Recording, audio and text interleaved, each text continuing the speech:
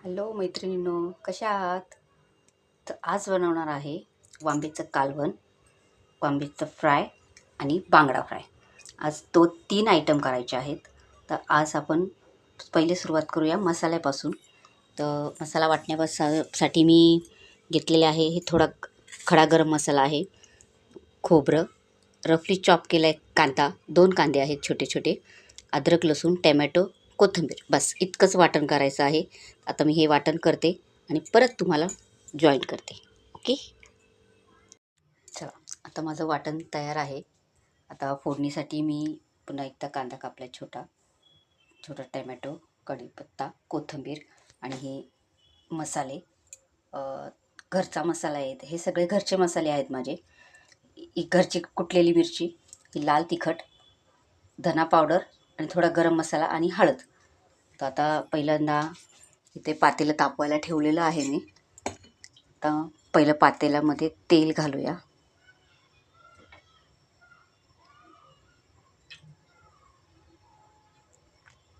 तेल जरा तापू द्या.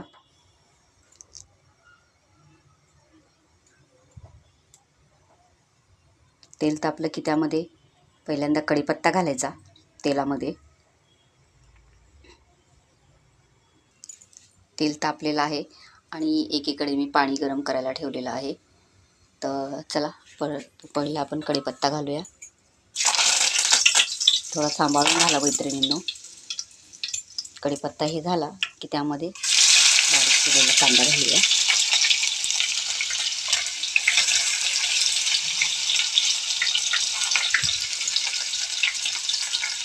बारीक गॅसवरती कांदा चांगला लाल गुलाबी करून घ्यायचा. कांदा गुलाबी झाला की त्यामध्ये लगेच टोमॅटो घालायचे.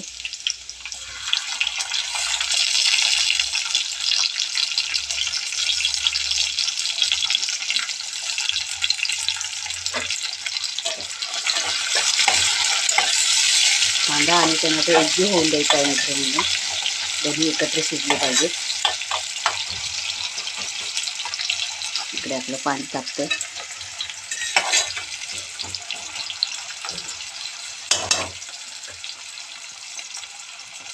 कांदा आणि टोमॅटो एकजीव झालेला आहे मैत्रिणींनो, हे पाहू शकता तुम्ही.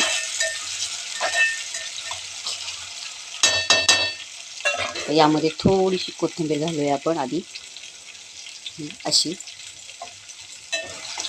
कोथिंबीर थोडी फ्राय करून घेऊया. गॅसची फ्लेम मी स्लोच ठेवलेली आहे, कारण स्लो फ्लेमवरती कांदा टोमॅटो जळतही नाही आणि छान मस्त